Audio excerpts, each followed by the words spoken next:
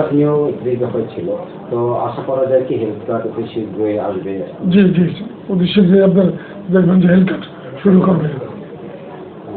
এই যে সড়ক ব্যবস্থাপনায় তো যুগান্তকারী একটা পদক্ষেপ আপনারা দেখিয়েছেন গতকাল, তো রোডে যে ফিটনেসবিহীন গাড়িগুলো আছে সেই ক্ষেত্রে কি পদক্ষেপ আছে? আমাদের মালিক পক্ষ থেকে আপনার আপনার ট্রেনজোন মালিক সমিতি, যেটা আমরা ঢাকা সড়ক পরিবহন সমিতি বলি অথবা বাংলাদেশ সড়ক পরিবহন সমিতি বলি, আজকে আমাদের মিটিং হয়েছে এবং মাননীয় প্রধানমন্ত্রীর যে চাওয়া, যে চিন্তা ভাবনা, ফিটনেসবিহীন আপনি কোনো অবস্থায় ঢাকাতে থাকতে দিবে না, চলবে না। ফিটনেসবিহীন, রোড পারমিটবিহীন কোনো অবস্থায় চলবে না। পর্যায়ক্রমে সব এই পরিবহন খাতে শৃঙ্খলা পর্যায়ক্রমে সব নিয়ে আসবে এবং যে যতটুকু সমস্যা আছে এই সমস্যা পর্যায়ক্রমে সেইটা আপনার ক্লিয়ার করবে। এবং আমরাও মাননীয় প্রধানমন্ত্রীর সাথে রাষ্ট্রীয় যে সিদ্ধান্ত, এই সিদ্ধান্ত আমরা একমত।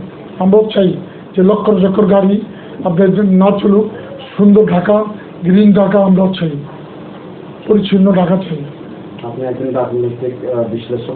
সার্জেন্টের কাছে ক্যামেরা দেওয়া আছে, তারা যে মামলাটা করে সাধারণত ওই ক্যামেরার ফ্রেমে বন্দি করে মামলা করে।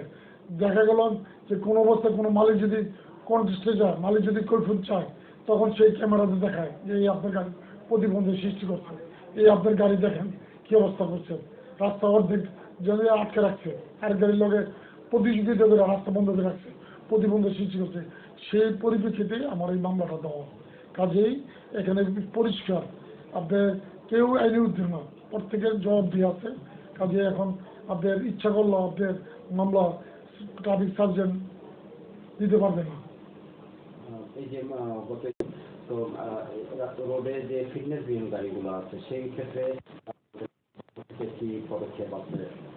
আমাদের মালিক পক্ষ থেকে আপনার আপনার ট্রেনজোন মালিক সমিতি, যেটা আমরা ঢাকা সড়ক পরিবহন সমিতি বলি অথবা বাংলাদেশ সড়ক পরিবহন সমিতি বলি, আজকে আমাদের মিটিং হয়েছে এবং মাননীয় প্রধানমন্ত্রীর যে চাওয়া, যে চিন্তা ভাবনা, ফিটনেসবিহীন আপনি কোনো অবস্থায় ঢাকাতে থাকতে দিবে না, চলবে না। ফিটনেসবিহীন, রোড পারমিটবিহীন কোনো অবস্থায় চলবে না। পর্যায়ক্রমে সব এই পরিবহন খাতে শৃঙ্খলা পর্যায়ক্রমে সব নিয়ে আসবে এবং যে যতটুকু সমস্যা আছে এই সমস্যা পর্যায়ক্রমে সেইটা আপনার ক্লিয়ার করবে। এবং আমরাও মাননীয় প্রধানমন্ত্রীর সাথে রাষ্ট্রীয় যে সিদ্ধান্ত, এই সিদ্ধান্ত আমরা একমত। আমরাও চাই যে লক্ষ লক্ষ গাড়ি আপনার না চলুক, সুন্দর ঢাকা, গ্রিন ঢাকা আমরাও চাই, পরিচ্ছন্ন ঢাকা চাই। আপনি একজন রাজনৈতিক বিশ্লেষক।